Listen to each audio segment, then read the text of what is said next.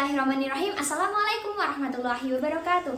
Halo semuanya, kami dari kelompok 6 ingin mempresentasikan bab selanjutnya, yaitu mekanisme pasar dalam Islam.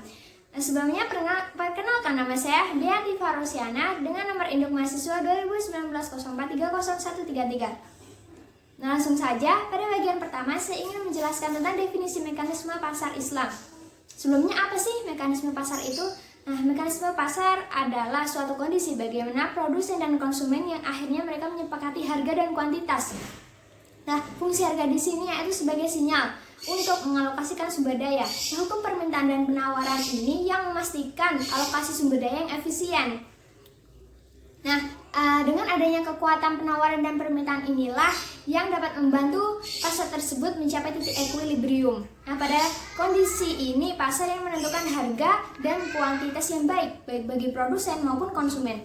Selanjutnya, definisi mekanisme pasar Islam adalah suatu penentuan harga yang didasarkan pada kekuatan pasar, yaitu permintaan dan penawaran.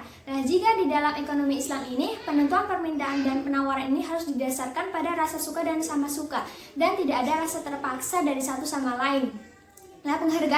Penghargaan dari ajaran Islam ini terhadap mekanisme pasar yaitu berdasarkan ketentuan dari Allah bahwa perniagaan ini harus dilaksanakan secara baik agar bisa berjalan dengan baik dan memberikan mutualan goodwill bagi para pelakunya. Kemudian selanjutnya, tujuan dari mekanisme pasar Islam yaitu agar harga itu sesuai dengan barang dan jasa yang berdasarkan pada kebebasan perniagaan atau perfect competition yang berdasarkan frame syariah. Maksud di sini yaitu kebebasan di sini bukan bersifat sepenuhnya mutlak, akan tetapi kebebasan di sini yaitu semisal melakukan kegiatan transaksi tersebut dilakukan secara benar dan tidak ada unsur riba di dalamnya untuk memperoleh manfaat tersebut.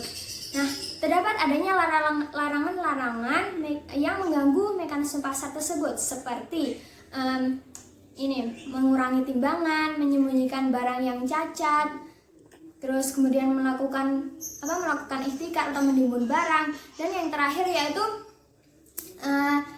penjual yang memberikan harga di atas harga pasar.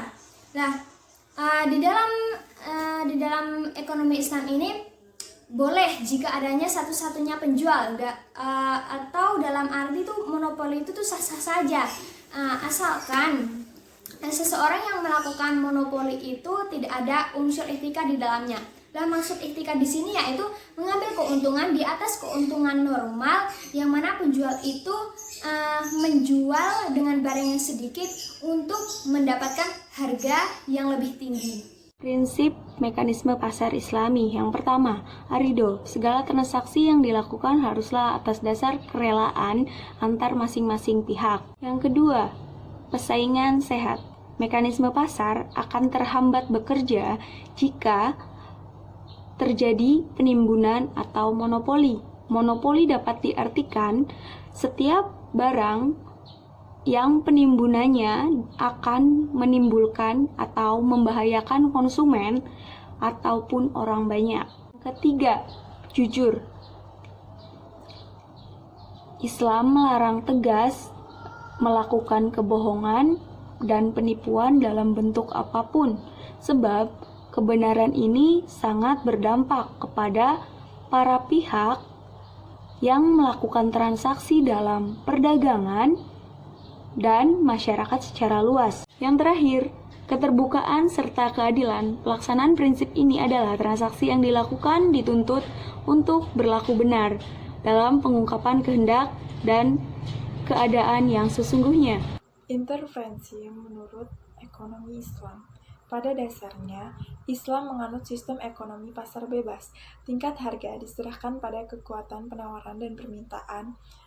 Ketika itu, harga terbentuk berdasarkan atas supply and demand yang apabila dilakukan intervensi akan menimbulkan kezaliman bagi semua pihak.